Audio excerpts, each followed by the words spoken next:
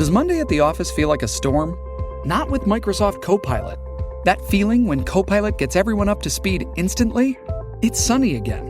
When Copilot simplifies complex data so your teams can act, that sun's shining on a beach. And when Copilot uncovers hidden insights, you're on that beach with your people, and you find buried treasure. That's Microsoft Copilot. Learn more at Microsoft.com/AI for all.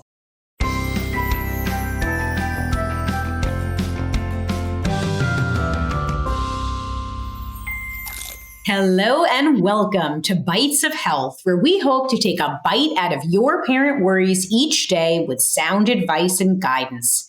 Every morning, we'll answer a commonly asked pediatric question in 5 minutes or less. I'm Dr. Jess Steier, a public health scientist, and today I'm joined by our pediatrician bestie, Dr. Dina DiMaggio. Hello, Dina.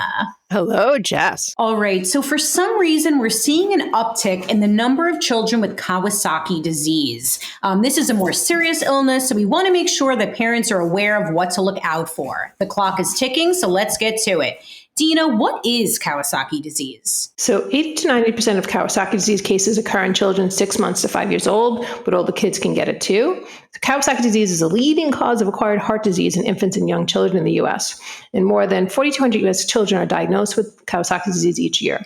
It basically causes inflammation in the blood vessels, and the cause is not known, but it's thought to be a reaction by the body's immune system. The good news is it is not contagious. All right, so what are the symptoms of Kawasaki? So we start worrying about Kawasaki disease when a child has a fever over 101 for 5 days or more.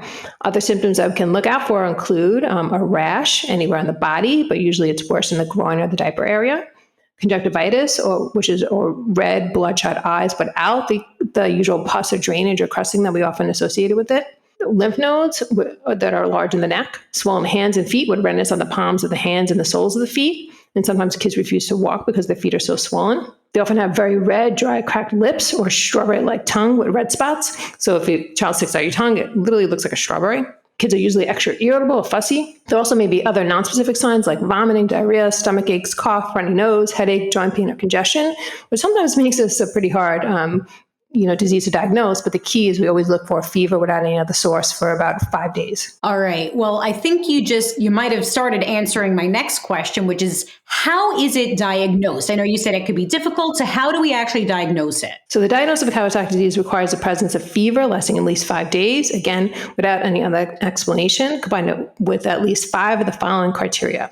So 1, conjunctival injection, which is those red eyes. The oral mucosa membrane changes, including injected or cracked lips, red throat, or strawberry tongue. Peripheral extremity changes, which includes redness of the palms and the soles, swelling of the hands and feet, rash, and lymphadenopathy in the neck with at least one lymph node greater than 1.5 centimeters in diameter. There's no specific laboratory studies that are included among the diagnostic criteria for typical Kawasaki disease, but certain findings may support the diagnosis of it. These include elevation of the acute phase reactants, such as the CRPR and ESR, an elevated platelet count that generally develops after the 7th day of illness, an elevated white blood cell count, anemia, and the urine may contain white blood cells, and there may be elevated liver function test. As soon as Kawasaki disease is suspected, all children need to be seen by a cardiologist and have an echo done.